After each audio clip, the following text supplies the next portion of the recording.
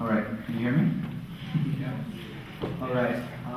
Well, thank you so much for giving me this opportunity to talk here. I was actually in the audience last year, around the same time. I don't know, how many of you actually went to the poster session upstairs before coming here? Pretty nice. Okay.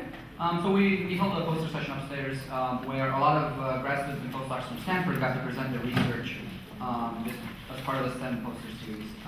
And yeah, if you didn't go this year, you can go next year. Hopefully we'll be back here again and doing the same thing.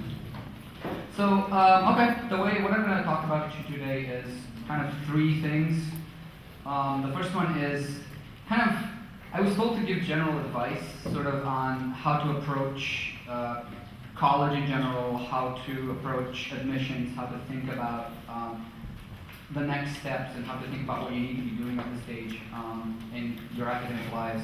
And the second part is going to be kind of a backstory of how I got into science and how I ended up doing what I'm doing right now, which is a very convoluted and kind of funny story.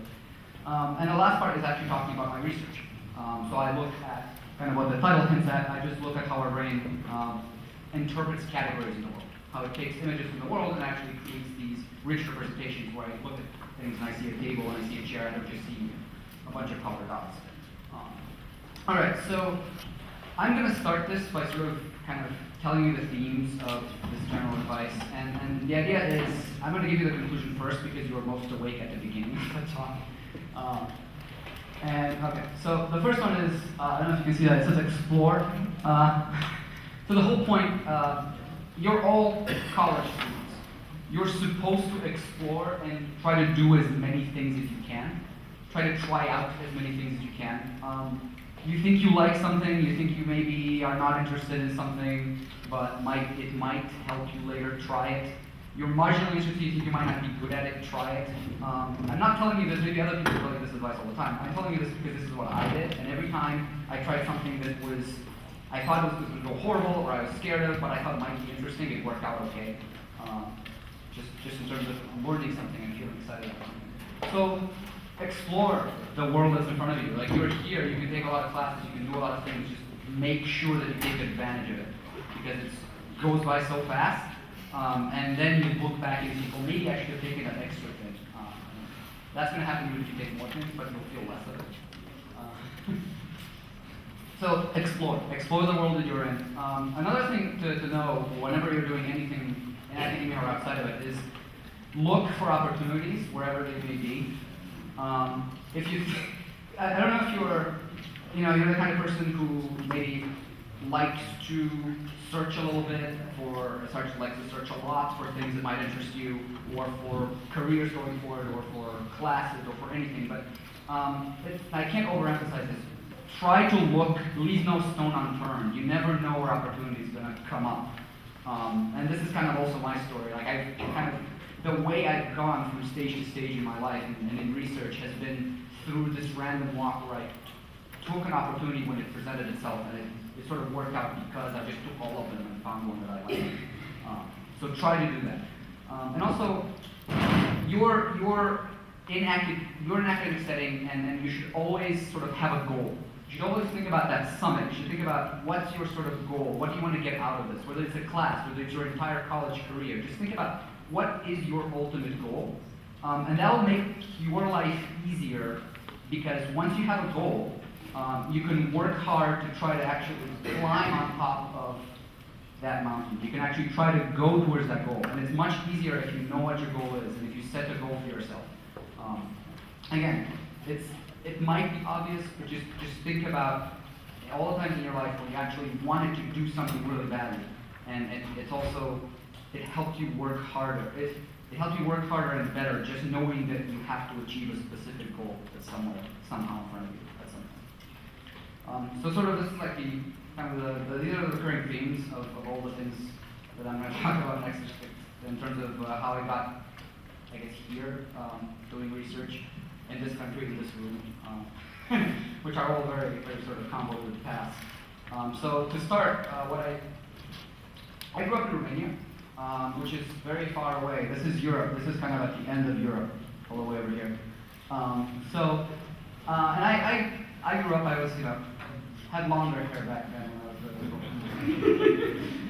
That's my mom over there. And so I grew up in Romania. I liked sort of learning about new things, and it wasn't necessarily because my parents enticed me to do it. My parents weren't academics in any way. My mom was the only person of anybody in my family who has ever gone to college. I guess I'm a second-generation college student because of that. And she encouraged me to pursue schoolwork, but it wasn't necessarily, they wouldn't really know exactly about research or academia or anything like that. And it was sort of like this goal in the future that, when you were little, you don't really think about it much. So I went to high school in Romania too. And in high school is very weird in Romania. It's almost like you have to choose what you're going to do before you go to high school. So for example, I went to computer science high school because I felt like it. It wasn't really, how much of a choice did you make when in 8th grade about what you're going to do for the rest of your life? So I did that. It turned out to be okay. I kind of liked it. And it was one of those things where even though it was kind of a computer science law school, you got to pick and choose a lot of different things. And you were actually forced to take, I think, 15 different classes every semester. And because of that, you basically have to learn a little bit about everything. And so that kind of stuck with me. And even after I left that system, I tried to learn a little bit about everything, even though I probably wasn't going to be using that ever again. And it's kind of, that was sort of also show you why I started doing all sorts of research until I found something, because I didn't know what I wanted to do, so I just kind of started doing that. So what I did after that is I went through that system. I kind of took all these different things, and I kind of realized towards my junior year, maybe towards the end of it, that I didn't really know where I wanted to go after that. So I told you high school, you have to pick almost like a major for high school. It's even worse for college. So if you go to college in Romania, it's almost like 90 to 95% of your classes are in that major. Like you go to math college and you take all of your math classes and that's it, maybe one elective like every other year. And I did not want to do that. I didn't want to make that choice. It was a difficult choice. I didn't want to just pick something. It's like, what do I do after that? What if I don't like it? So I started asking around every single person that I knew. My professors, my friends, everybody. I started asking around, what are you doing? Is this okay with you? Or is there any other choice? And then sort of, I came across one of my he was an acquaintance, wasn't quite a friend at that point, who told me that, oh, by the way, there are other places in the world where you could not choose beforehand, you can just do whatever you want. And I liked that. That was fun. That was, like, well, you can actually do that. They let you do whatever you want. And so that's how I realized that I could apply to schools in other countries. And the US specifically. It was kind of like this underground, well-kept secret back home that you can do that, and that's because they don't want everybody to apply, because then, it's harder to get. If it wasn't hard enough. Right? So I started going through that process with my friend's help, who we became closer friends, and he kind of pushed me into that niche. And I had to take the SAT. I had to learn what an SAT was first. That was fun. April of my junior year, I had to learn what the SAT was. I took it in June of that same year. That was a roller coaster ride. So at that point I had set a goal, right? So I had said that I wanted to go to school in the U.S. And so I was just doing everything for that. Like everything else was marginalized. I was just going to that goal. I was starting to my SATs. I was just keeping up, my math scores high, and my math scores were great in high school and stuff like that. And it was like I had a specific goal.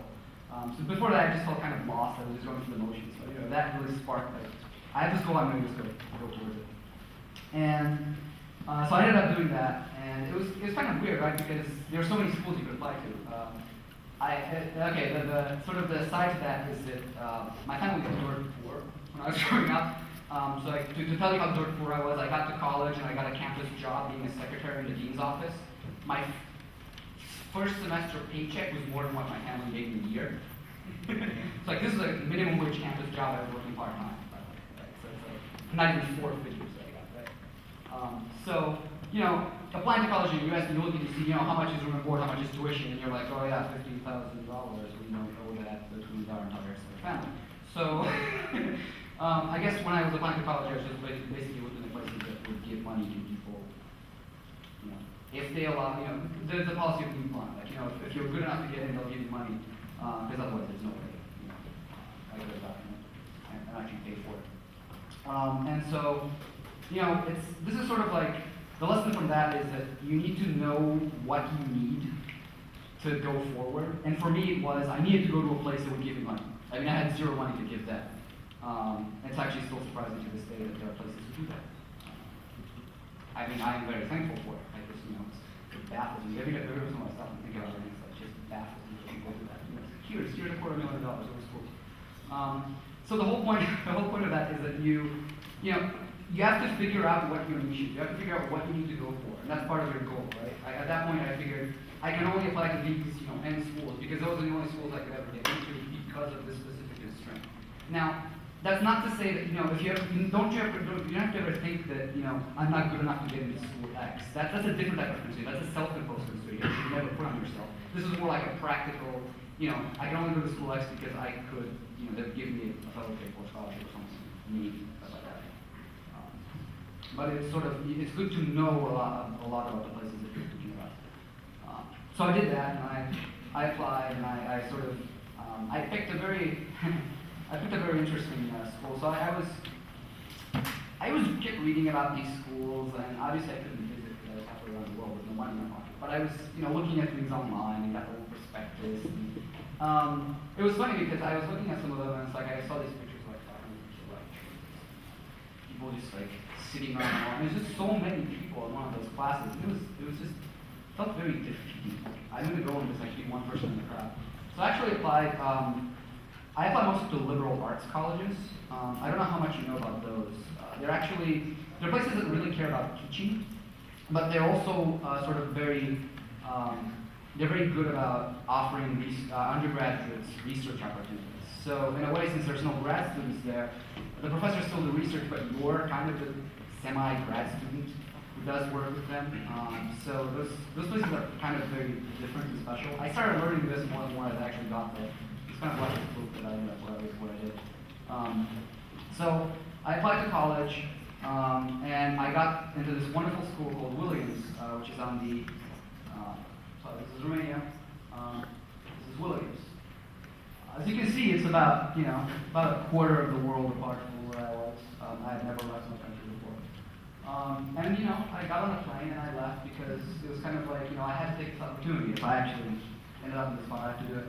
So I went off to college, halfway around the world. And this, some of you are probably very local here, but if you transfer to a different college, you might have to move to a different part of the country or to a different part of the state. It is a daunting experience, but it's something that's very worthwhile, and I think it opens your eyes a lot. So you should never fear that. You should never. I'm saying that because I've moved around a lot ever since I left home. I mean, I was terrified when I was little. But you should. It helps you in ways that you don't quite understand until you actually go through it. Yeah, the culture shock alone is funny. I'm going to take a quick aside and tell you a story how my seatmate in college, one of the first people I met when I came over to this country off the plane was, he's from Atlanta, Georgia, and he came to college with a suitcase and a moose head that he had hunted 2 months before with his brother in the woods. That was one of my first contacts with American culture. That was awesome. He's a great guy. But it was like, I got off the plane, I meet this person, they live, and I'm like, okay, I'm an American now. This is what I have to do. I have to understand how this works now. So anyway, you're gonna, if you move to a different place, if you go to a different college, you're gonna have these kinds of experiences, maybe not as extreme, but you should be prepared for them, and they will help you. We can find these stories later when you talk about what you went through. So I went to Williams. this is a wonderful place. This is a picture of my freshman dorm, and you can sort of see that building behind all those trees. It's like a beautiful place. Like I would walk through it, and it's like, oh my God, I grew up in a 2 million person city that's grimy and gritty, and it's like, going from like buildings and dirty streets to like this is like, oh my God, where? The beauty about a place like this is actually it has a lot of the strengths that a place like Kenyatta has, which I think you guys maybe don't realize or appreciate right now. And one of them is the fact that people care whether you learn or not. It's very different when you go to a bigger school. And I realized this when I went to grad school. I mean, I was taking grad school classes, but it's sort of like, when you go to a place that actually cares about your education, they offer you every possible chance you have to succeed. like I had limitless office hours with my professors when I was in college. It's like, and I had really small class sizes, just like you guys have. It's like, it's a really, really big advantage to have some other people helping you learn and being invested in you actually learning something. And you should take very, very much advantage of that while you still can. It's actually very useful. And there are people who can learn it on their own and you can do everything on their own. But it's so good to have that support when you need it. And the fact that very few places have it, and people who are there sometimes take it for granted. I feel the need to tell people, you're lucky to be in a place that cares about your education, and you should take advantage of it as much as you can. It'll never hurt you to go talk to people and ask for help. So I was in college again. I had no idea what I was going to do. I started taking all sorts of classes because they didn't impose me taking any majors until I was second or third year.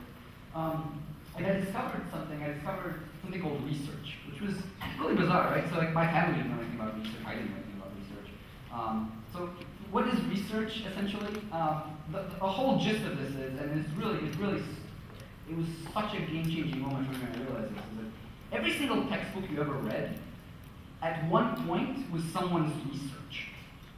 So I've actually gone through a process right now where I know people who have done research, it was criticized, it was changed, it was modded, it was redone, and then eventually it made its way into a book. Every one of your textbooks was completely unknown. It could have been maybe 150 years ago, 200 years ago, maybe 2 years ago. Till that information got added to your textbook by somebody who actually did a research experiment. They figured out something that nobody else figured out before. That was just baffling. It's like, wow, there's so many things that we just don't know. And you kind of sometimes arrive at the edges of knowledge. Maybe if you ask some of your professors a question, you're like, well, we don't know. And sometimes it's not because they just personally don't know, but because nobody knows. So that's kind of what research is. And I was just, I was very interested in that. I was like, wow, we just don't know stuff to the point where I can actually solve problems that nobody else can. So I started just doing research. I started just working with a professor and trying to solve problems. I really like math my entire life, so I started working in something called chaos theory. It's very long time ago. Yes! It was such a long time ago. But yeah, I was working on just very abstract math proofs. And I worked on that for maybe like a year. And it was very interesting to me, but it was sort of like, I started getting the same bug that I had with all the other stuff that I've done, which is like, I just want to do a lot of different things. So I started doing a lot of other different things, different research this time. So I was also learning a lot about computer science, so I started just doing all sorts of computer science research. I worked on something called data structure, which is like, imagine like your file system trying to optimize the research to that. One of my friends and my friend and I actually wrote you might have heard of BitTorrent, right? My friends and I actually wrote a better version of that and published a paper on it. It's not called that, but it's kind of a similar idea. It was funny, like we were in the lab one night and we were just like, oh, let's just write this thing. And it then we couldn't make it fail. It was kind of fun. So we worked out, it was research at that point, because we started building on it. I worked on something called race detection. Like, this is actually more interesting than it sounds. I don't know if you guys know the giant New York power outage that happened like 10 years ago. I don't know, it's like 15 or something at this point. That was caused by something that these algorithms that I work on are trying to fix now, and I think most pieces of software now have this sort of built-in. So I just tried a bunch of different things that I had no idea what I wanted to do. And somewhere in the midst of that, I realized, well, I kind of want to keep doing this. So, people around me were applying for jobs, and they were kind of like, we have to get a job after we graduate. And like, oh, right, I'm graduating, what do I do? And then I started sort of walking around, and one of my professors was like, why don't you go to grad school? Like, you should go to grad school if you like research. I was like, what is grad school? I just had no idea. I had no idea that, and this is sort of like myopia on my part, because I didn't really look into this too much beforehand, but it was just like, again, my eyes were open. Like, oh, I can go and do this for a living. People would pay me. I didn't realize how little until after I actually started applying. But anyway, it's a life, So I realized I could start going to grad school, and that was very exciting. And since I was doing a lot of computer science stuff, I started applying to computer science grad school. And it was actually, this is sort of an aside on how life and career life goal balance sometimes doesn't work work out the way you want it to, but sometimes it does. So my girlfriend at the time is now my wife, and I decided, okay, we're going to go to grad school. We're both going to go to grad school. So we applied to 17 schools together. We got into 0, both like together. But, it worked out. She got into Berkeley, got into Stanford, and we realized, it's physically possible to do that for you, so we did it. That was a very stressful 6 months, trying to figure out how that's going to work. So anyway, that's sort of the point of that random aside was, whenever you try to do anything like apply to a bunch of places, apply to a bunch of fellowships, apply to grad school, apply to college, transfer, whatever, carpet bomb. Try to put as many things out there as possible. If you can apply to 20 or 30 schools, do it. And not just that, like put your heart into every single one of your applications. Don't just make a carbon copy of them. People will notice. When your application is read, if you actually care about that place, people will notice. And of course, numbers help. So, if you're going to take away anything from that, is that try to, extend your feelers as far as you can whenever you do something like that. I've never heard. So I got to grad school, and now we're getting more towards what I'm doing now. So I've been at Stanford. I've been at Stanford for a lot of years. And I've been doing a lot of stuff, actually. So I came here and again, I had no idea what I was doing. So Stanford now has something called rotations, where you can work in a separate lab, work in another lab, and kind of choose the one you like best. They didn't have that when I started, but I kind of just did it anyway. Like every quarter, I'd walk into the department office and I'd tell them, I want to switch advisors. And then a quarter later, I want to switch advisors. After about a year, they figured it out, and they kind of told me out to pick something. So I did a bunch of different things, very different from each other. I'm not going to talk about them because it's way too different. But in the end, actually, what happened was I started talking to a professor that usually does computer vision.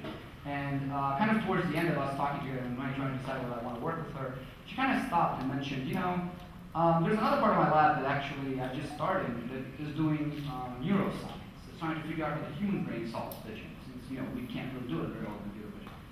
And I was just sitting there, I was like, oh, that's kind of interesting. I think I could get into that. I've always been fascinated by how the human brain works. I mean, I was more of a mathy person, so I never really thought I could do research in that. But I always took classes in that, so I took a lot of cognitive science classes and psychology classes. And it was just sort of like my fun, extra type of classes that I was taking. It wasn't necessarily my main interest. And all of a sudden it became kind of this like central focus of what I was doing. And I realized that all that knowledge started coming very, very handy. Again, if you spread out, sometimes one of the things you do is going to become useful for some weird reason or another. So I started working on the human brain. I just basically started trying to figure out how the human brain works. And it's a very far departure. This sort of path is non-linear at best. I wasn't really going towards this. It's just sort of, I was trying out things until I found one that really made me excited. And I guess that's what I want you to do too.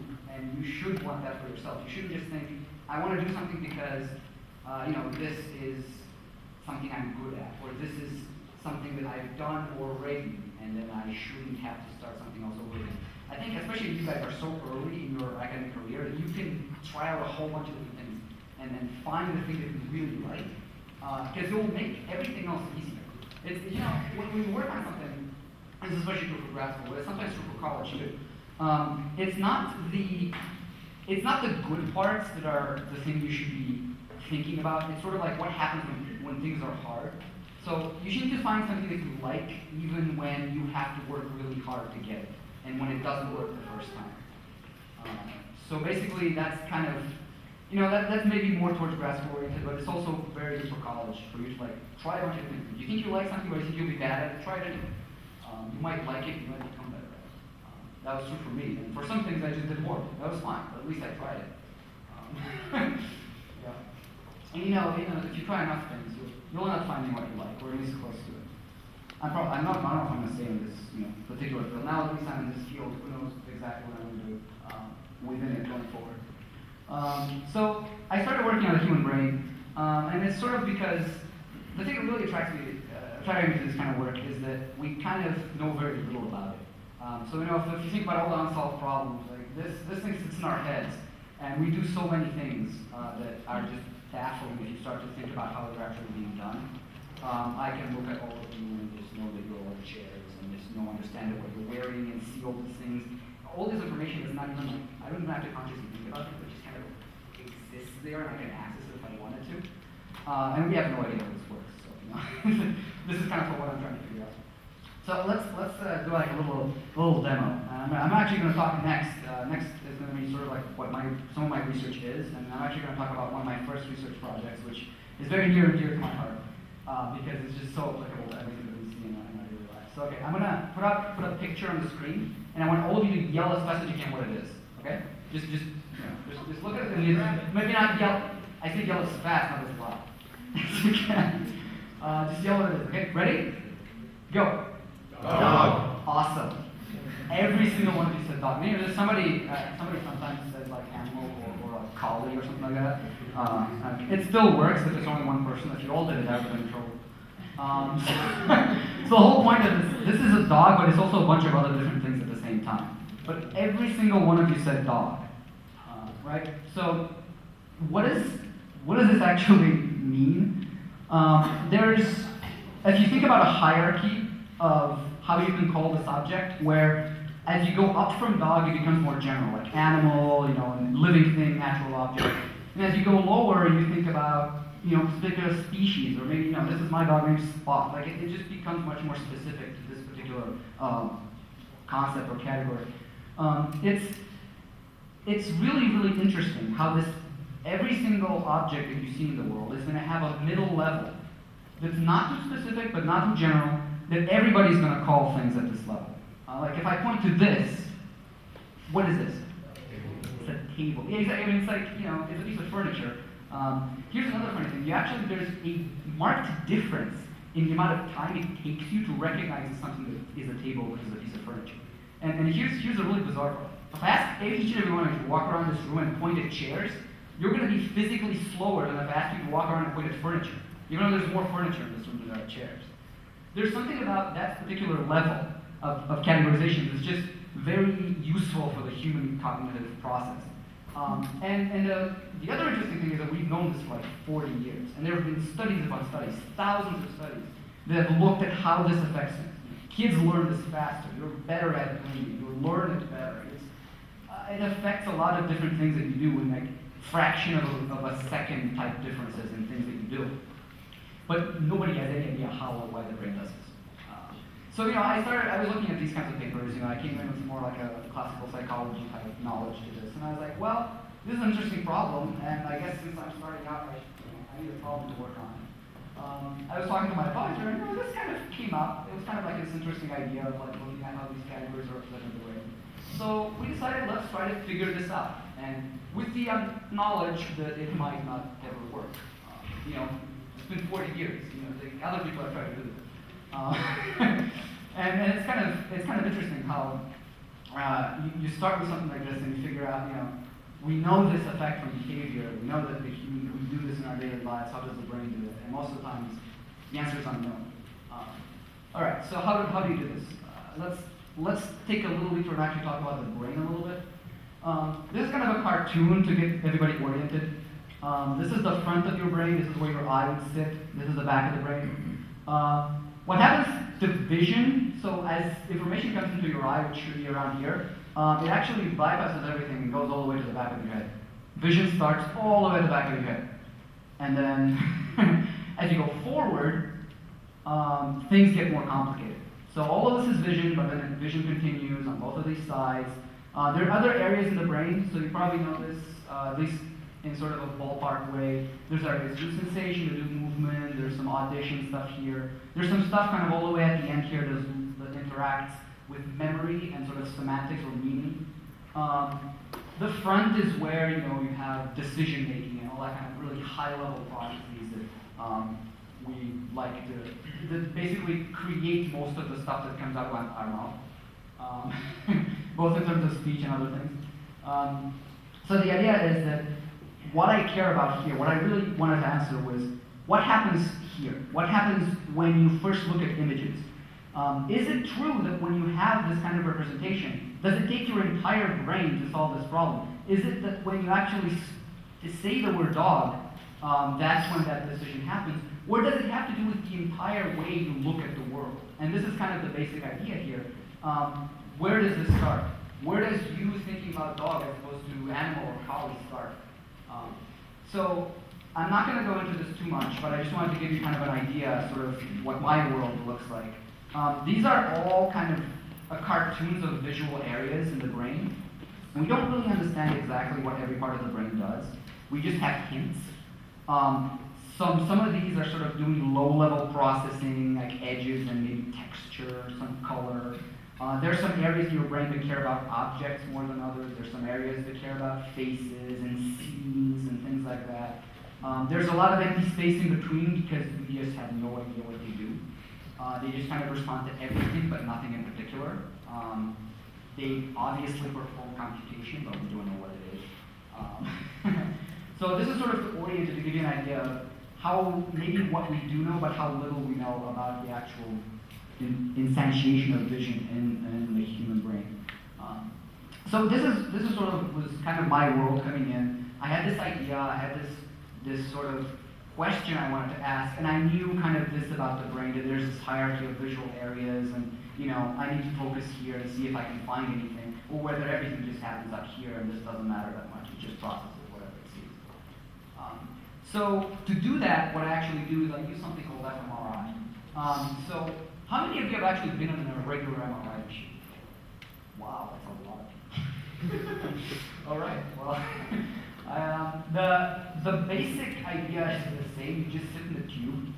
The only difference is that what we do is we show you pictures, and then the fMRI, the functional MRI technology, lets us look at your brain and figure out which neurons in it fire and which don't when you look at that picture. So essentially, we get maps from your brain.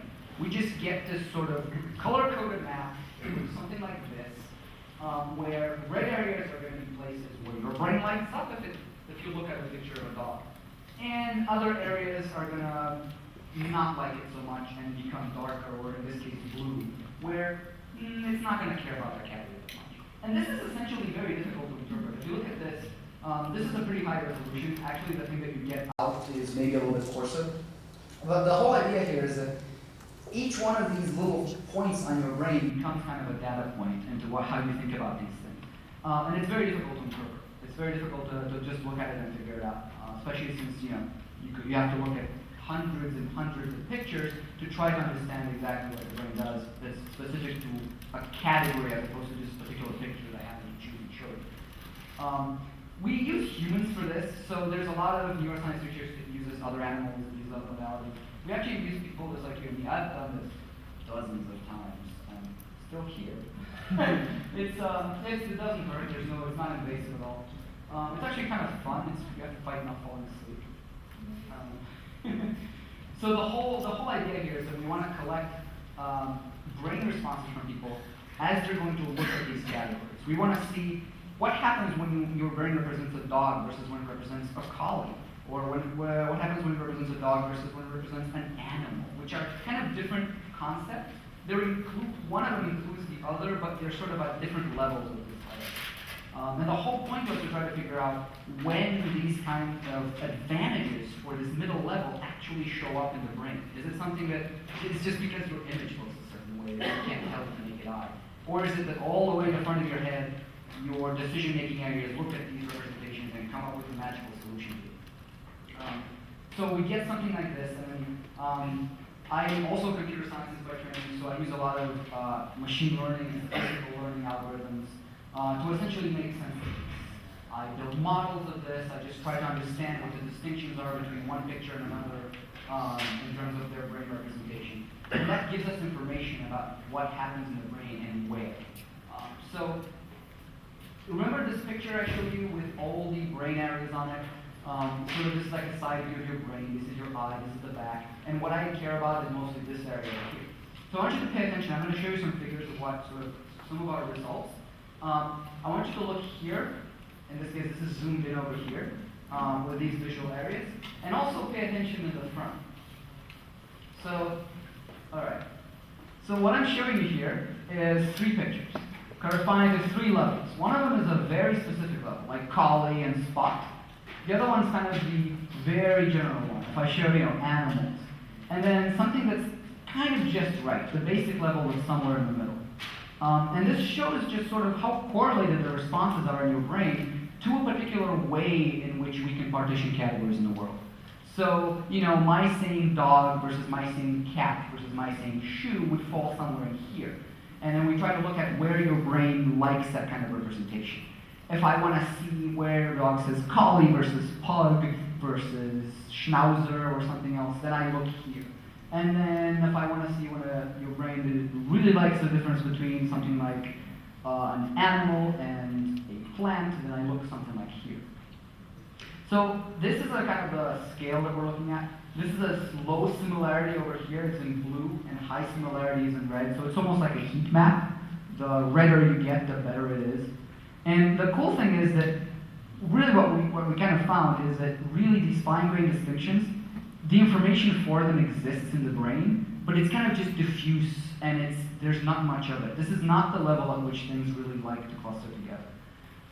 Same thing for natural object and animals and things like that. There is obviously a way to tell these apart, but at least in our experiments where people aren't actually asked to look at things in terms of these terms, just to look at pictures, there is no real difference between showing these things and basically showing any other stuff. There's not much going on here.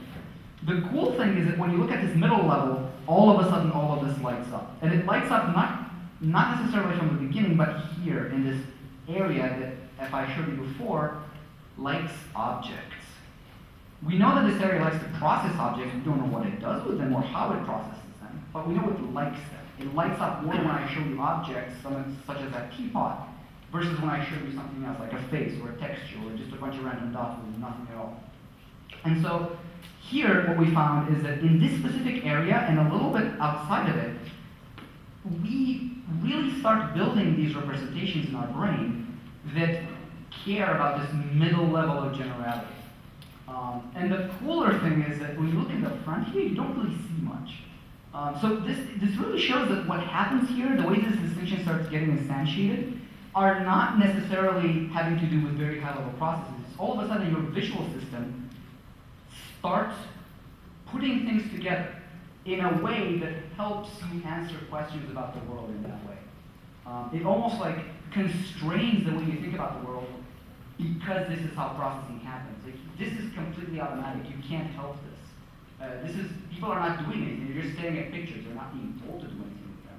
Their brain just by default. This is what their brain does with them. And it's kind of interesting because it gave us an insight on how these kinds of representations could start arising in the brain. And most importantly, that they just do very early. It's not something that you need a very high-level brain area to do. It's just your visual system can't help it. This is what it does with things in the world. So the kind of takeaway from all this stuff is that we sort of looking at how the brain represents things in the world gives us an insight into what these brain areas actually do. And this is sort of a very, very open question right now. And the whole resurgence of neuroscience and then sort of all these brain initiatives that come from very high up in government and in research funding institutions like the NIH and NSF, it's all because we're trying to figure out how this works. We're trying to figure out how we interpret the world because it can give us an insight on how to, make our interaction with the world better and maybe even treat people who have deficits or damage to some of these areas if we could really understand what exactly happens there. Another cool result of this would be that if you understand how this works, then all of a sudden you can understand how it responds to anything, like things that you've never seen before. Which, I don't know if we have a good model that could tell us how our brain's going to respond to this. But maybe someday we will. This is a wonderful little squishy toy. I found when I was just looking online for squishy toys, which I do a lot. So I just want to sum up some of the things that I was having in the beginning. Sort of, I went through my story and I went through some of this research stuff, and I told you how I used a lot of my knowledge that I thought was peripheral into what I actually do for a living now. So I guess going back to the explore idea is that you should wear many hats throughout your life. It's good to try out hats. It's good to try out things to do, and you might not like some of them. You might think some are not useful, but you never know what will come up later and what you might end up being passionate about and what you might just use because you happen to learn it before. So don't be afraid to just try out a bunch of different things and sort of think about those and then see if you like it, see if you learn something, see if you find your passion. And always look for opportunities, always look for, talk to people, talk to your professors, talk to your friends, talk to other students. If you have, if you ever have a chance to go to a professional conference, which some of you, if you do research, you might have that chance. Talk to people about stuff. People love to talk about their work. And also, just more concretely, when you're here in community college, when you transfer to a different college, wherever you are in your academic career, just have a goal and work hard to achieve it. And sometimes, no matter how daunting it sounds, if you just keep working at something, eventually you'll work. Eventually you'll gain at least the understanding of what you need to do to fix it. And it might not be a short amount of time, but if you keep working on something, odds are you will find either a solution or something else that can solve this stuff. And again, always be on the lookout. I cannot overemphasize how important it is, because you never know where the big fish is going to be, where your next big thing that you really care about is going to be. Just keep looking for things and find something that you're passionate about and work on it. And I think if you do that, then you'll be okay. Just keep your eyes open, do something that you like, and you'll turn out okay. I want to end and leave you a lot of time for questions. Anything that you might want to ask.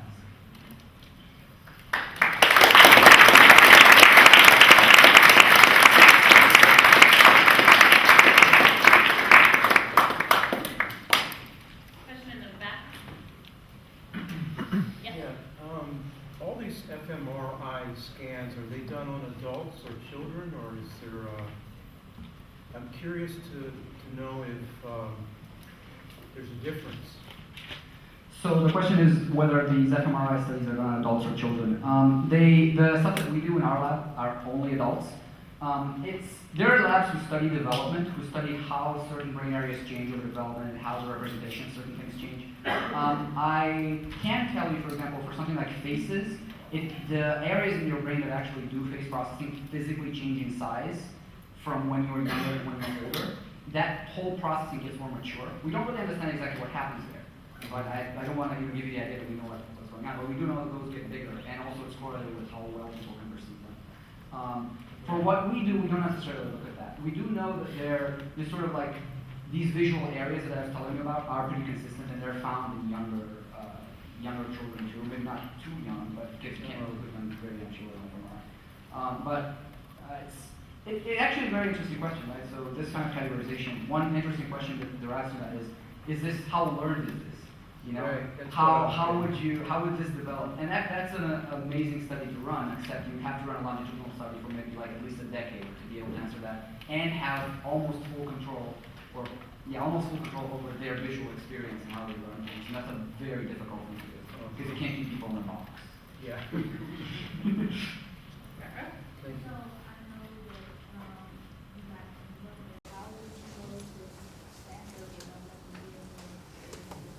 So actually, it turns out that when you go to grad school, they pay you to go to school. So the way for PhD programs, for masters you have to pay. If you get admitted into a PhD program, especially for science PhDs, they will pay you a minimal amount of money called a stipend, and they will pay your tuition as long as you do research and sometimes teach, or sometimes at the same time. So for college, I was lucky enough that the school I went to was need blind for people. So they looked at my application, they decided I was good enough, and then they decided, oh, he has no money, I guess we have to pay him to come here, which they did. Not many schools do that, and I was very lucky that they did. But for grad school, they usually, I would say 90+% of the time, give you money to live and go to school and study. For a PhD program, not a master's. A master's, yeah. Considering that Stanford is a private school, and you just touched on the fact that PhD programs do pay you to go to school, do you think Stanford provides more help for the undergraduate students that can't afford college, stuff like that, because they are a private school and they might have more funding to help out students that can't afford college? Is that You're asking me about college, not grad. Yeah. Or do you not really know about that? So, I think Stanford helps undergraduates less, but it's not a public versus private thing. It's usually very school culture and school dependent. So a lot of the schools I know are very, are in Iordan and stuff like that. There's hundreds of them. So and Stanford, I think, might be one of them. But it also, there's a difference between being completely blind and offering any sort of help, right? There's tiers. Some schools like to help you as much as they can. Some, if they think you can pay even a little bit, they let you pay or they give you a loan. In the end, you actually have to do a lot of research, look at every school and look at how because they have to report these things. These are completely public. You just have to dig around for them on the school website. And you find how many people get scholarships, how much of percentage of that scholarship is, what their median income is, people who go. And you can kind of get an idea of how much help they're willing to give or not. I really don't exactly know what the Stanford admission policy is or sort of their aid is for undergrads. I do know that for the school I went to, it was very, very generous. And there's a lot of schools that are like that, but you just really have to look school by school. And I think actually liberal arts colleges are much better at that than the universities. But that's again kind of generalizing, so it's not always true. Just out of curiosity, when you guys are doing these tests with like showing up pictures of a dog or something, do you just use photographs or do you occasionally also use like a drawn dog or something and see if it likes it? So in our studies, we use color photographs, but there have been other studies who look at how the brain represents line drawings versus full color pictures separately.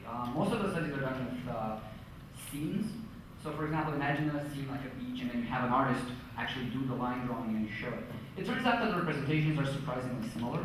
They're not identical, obviously, but what happens is you can actually figure out what category you're looking at from the brain activations across those two presentations. So if I tell you what your brain activates to, what the brain activation is when I show you a full color picture of the beach, and then I try to figure out if that's the same when I show the line drawing, you can do that pretty well.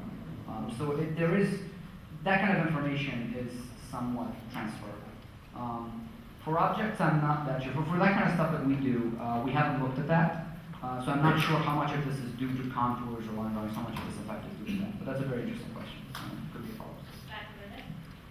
Let's say you're a junior at UC Berkeley and you were in neurobiology, but you wanted to go to Stanford as a neuroscience major. What would you start working on now to do that? You mean for grad school? I would do research, any type of research. I think the thing that most, and sort of I've had the sort of chance to talk to people who are postdocs and professors about this a little bit. What people really care about when you apply to grad school is they care about you having some sort of research experience because it tells them that you know what research is. Research is hard, and not many people can stomach it or do it well. And that you're willing to actually sign on for doing it for years and years and years. And another thing that's very important is recommendation letters. So if you have professors, maybe they're well known, maybe they're not as well known. If you have professors at a university that can vouch and say, this person did research and they made an effort, they worked hard, they care about this problem, they have the mentality for it, that's the ticket. That's what's going to get you on to a place like that.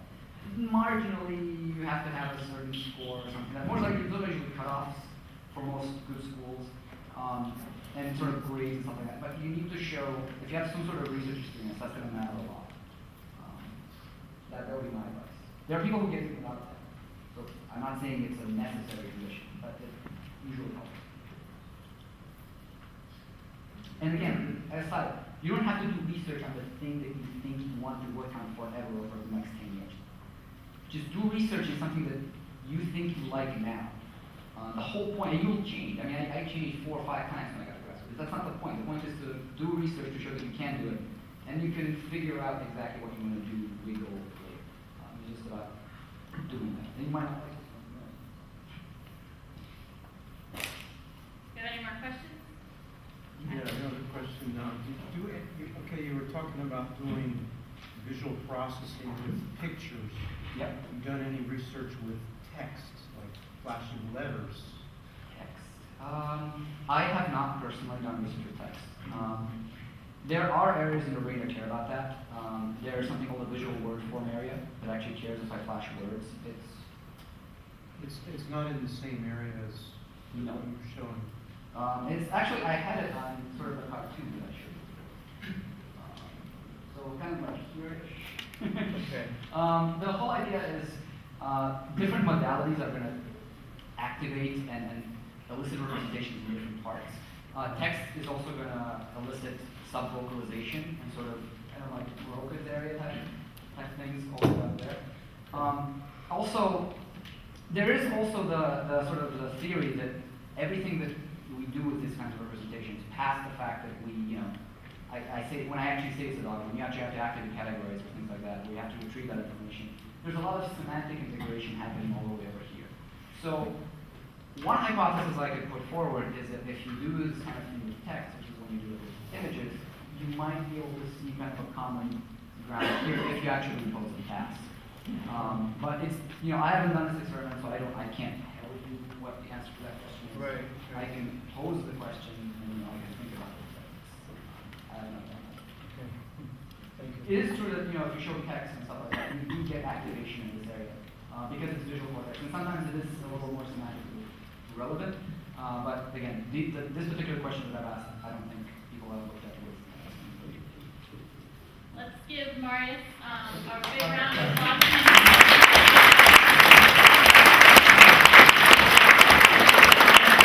He's going to hang around if you guys have any more questions. We have the tablets set up